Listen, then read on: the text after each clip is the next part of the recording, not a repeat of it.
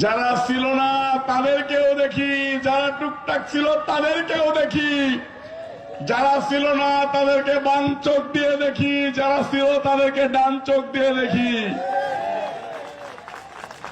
যারা ছিল না তাদেরকেও দেখতে চাই পিছনে, যারা ছিল তাদেরকে দেখতে চাই সামনে, যারা ছিল তাদেরকে বুকে জড়িয়ে নিতে চাই, যারা ছিল না তাদেরকে 4 আঙ্গুল দিয়ে আস্তে করে হ্যান্ডশেক করতে চাই।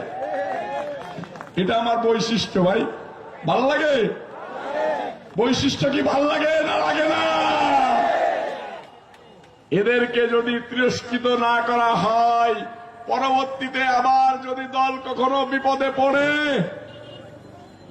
এরা ঠিক আগের মতোই পালিয়ে যাবে। আর যারা ছিল তাদেরকে যদি নিরুৎসাহিত করি, দল যদি আবার বিপদে পড়ে, তারা এখনকার মতো নিরুৎসাহিত হয়ে যাবে।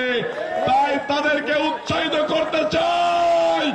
আপনি বেগম খালেদা জিয়ার সূর্য সৈনিক, আপনি তারেক রহমান সাহেবের সূর্য সৈনিক, আপনি শহীদ রাষ্ট্রপতি জিয়াউর রহমান সাহেবের আদর্শের সৈনিক, আপনি খন্দকার নাম রবিউল ইসলাম নয়নের কলিজার টুকরা।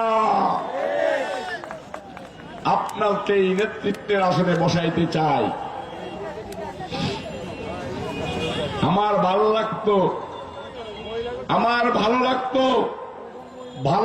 একটা শব্দ, আর ভালো লাগতো একটা শব্দ। ভালো লাগতো হলো আঞ্চলিক ভাষা, ভালো লাগতো হলো শুদ্ধ ভাষা।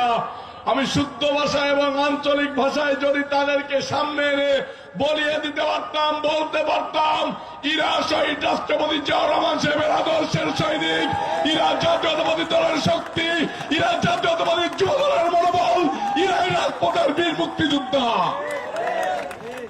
কিন্তু সবাইরা যদি এইখানে আইনে পরিচয় করাই দিই, তাহলে অন্যরকম এটাতে ভাই আমি তো দল করছি, ম্যা করে করলেও করছি, আমি তো উৎসাহিত হয়ে গেলাম, তাহলে পরবর্তীতে আশার উৎসাহ হারিয়ে ফেলবে। সেই কারণে করলাম না। তবে আমার ইচ্ছে হয় শহীদ রাষ্ট্রপতি জিয়াউর রহমান সাহেব যেরকম রণাঙ্গনে বীর মুক্তিযুদ্ধের মধ্য দিয়ে যোদ্ধাদেরকে বাংলাদেশের সনদ দিয়ে বলে গিয়েছেন, বাংলাদেশের এই 54-55 বছর পরেও বাংলাদেশের মানুষ যখন আমরা এই তরুণ সমাজ তাকিয়ে তাকিয়ে বলি উনি 71-এর বীর মুক্তিযোদ্ধা, এই 5ই আগস্টের আগে শহীদ রাষ্ট্রপতি জিয়াউর রহমান সাহেবের সুযোগ্য সন্তান বিএনপির ভারপ্রাপ্ত চেয়ারম্যান তারেক রহমান সাহেব